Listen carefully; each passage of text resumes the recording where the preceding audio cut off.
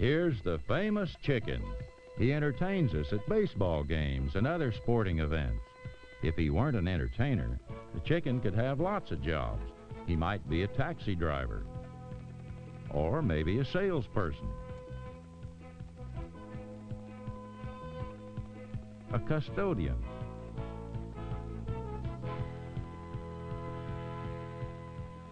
or even a baseball coach. Chickens and people can make their livings in different ways, working to pay their bills and buy the things they want. The chicken performs, and his fans are happy to pay to see him. But what is it they pay and he earns? We call it money. But do we know much about it?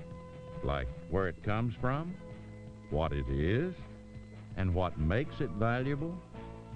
Money can be hard to understand. Chickens are easier. In this program, the famous chicken will show 6 key ideas to help us understand money and its importance in our market economy.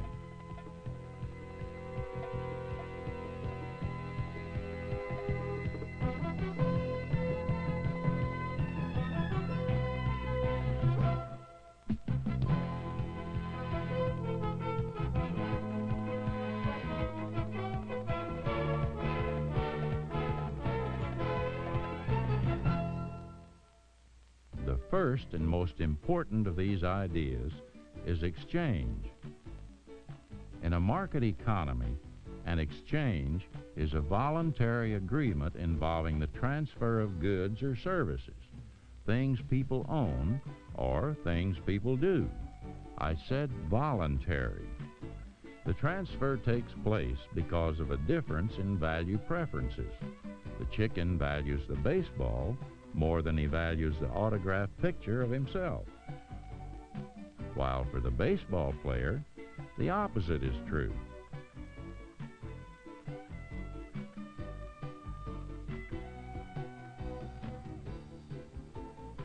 Because of this difference in values, both are willing to exchange.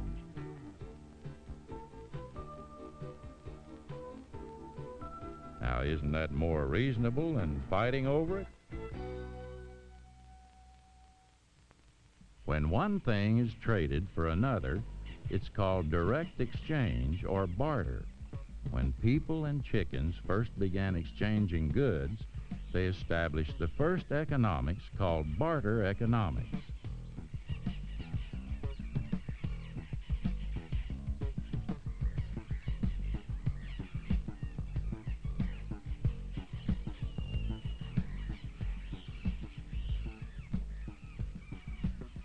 But barter has its disadvantages.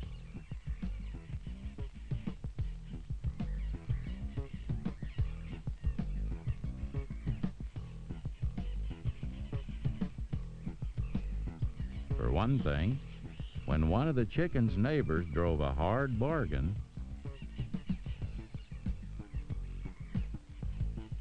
he found that it's not always easy for things to be divided into amounts which make exchange convenient.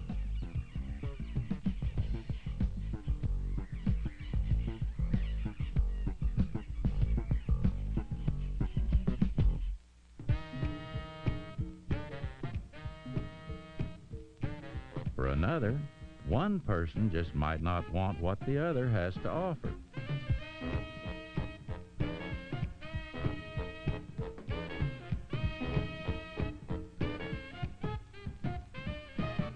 Difficulties such as these led to the development of indirect exchange.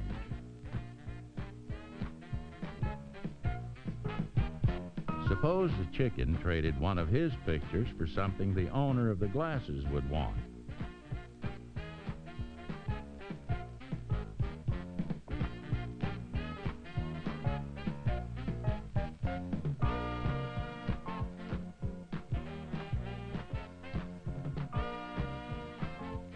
Through indirect exchange, the wants of both could be satisfied.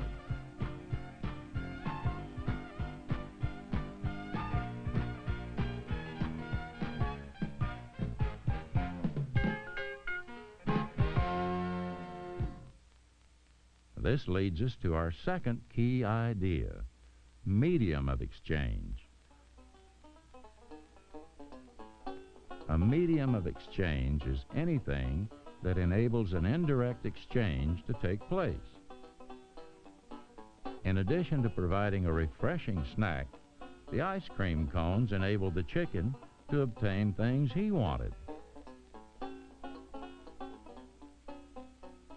Some substances or commodities are so useful as a medium of exchange that becomes their main use. We call these commodities money.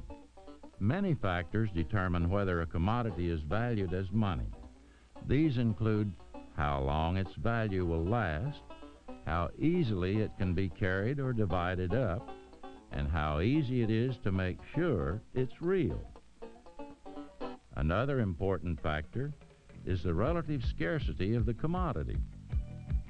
A cold drink on a hot day.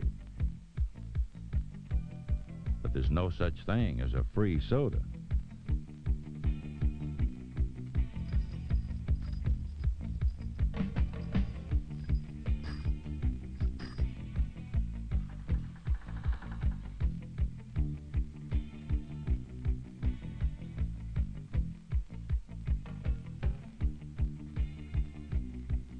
Some things are just so common that no one would ever accept them as money.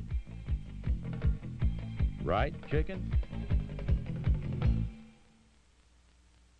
But what about money today? After all, most of it's only paper, and we can find plenty of that in any trash can.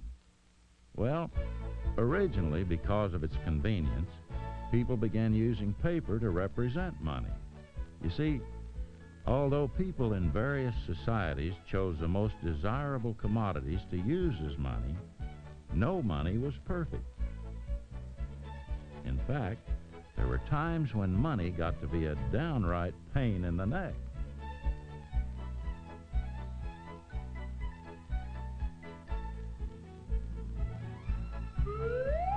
To solve this and other problems, people began using money substitutes, our third key idea.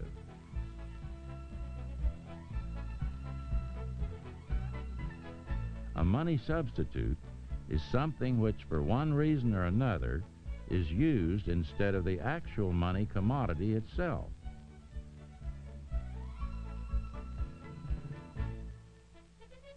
Money substitutes at one time were simply warehouse receipts.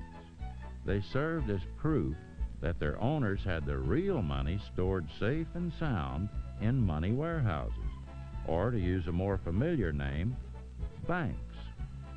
Since everyone else knew that the receipts were as good as money, they were willing to accept them as payment, even though the receipts were made only of paper. Our paper money was originally a warehouse receipt substitute for gold and silver, which throughout history have been two of the most popular money commodities.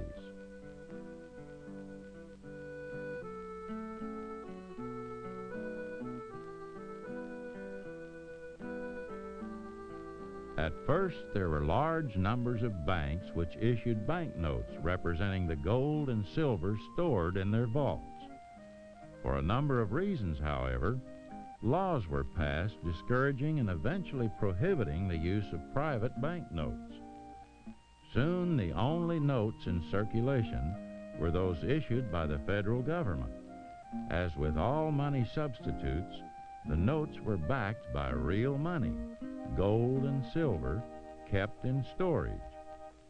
In more recent years, however, the connection between paper substitutes and gold and silver has been removed.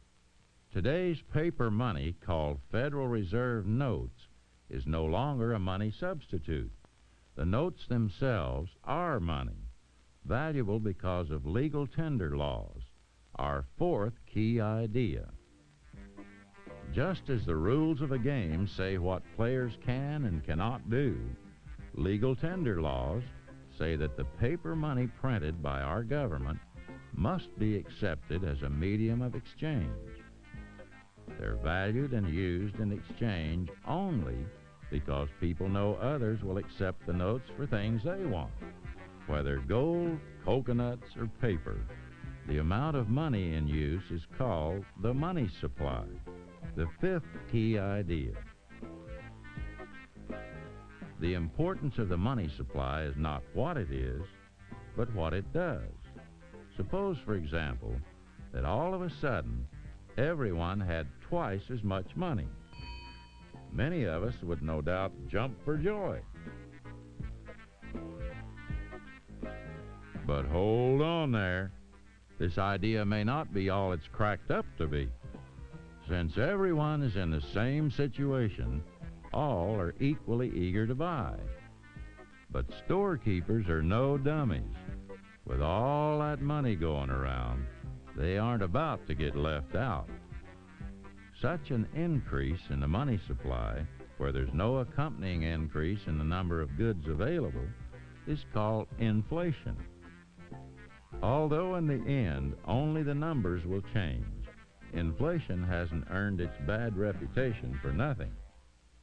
Since prices do not always go up right away when the money supply increases, inflation will always help some and hurt others. Suppose one day in Chickenton, our feathered friend was the only one to receive a great deal of new money. As always, prices would adjust to the larger supply of money, but not before quite a shopping spree. What about shoppers who didn't arrive till later? They faced higher prices, but with the same amount of money they had before. Whenever inflation occurs, the first to use the new money benefit, while the last are hurt. In our society, government controls the money supply.